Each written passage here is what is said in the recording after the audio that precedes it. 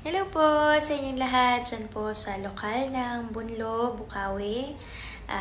Yan, hello po sa mga kapatid at sa mga iimbitahan po sa pamamagitan po ng video na ito. At sa mga naimbitahan na rin po, yan.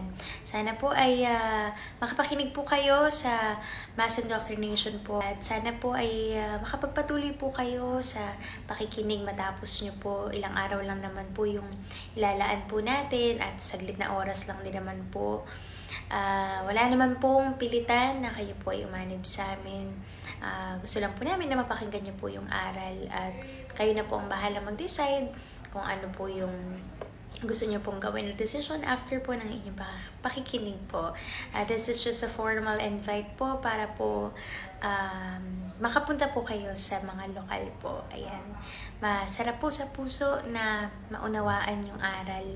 Kaya sana po ay hilingin po natin sa Diyos na buksan po yung puso natin para po maunawaan natin at maintindihan po natin kung ano yung gusto niyang ituro sa atin sa pamamagitan po ng mga aral po na itinuturo sa atin dito sa Mass Indoctrination. Ano po ito?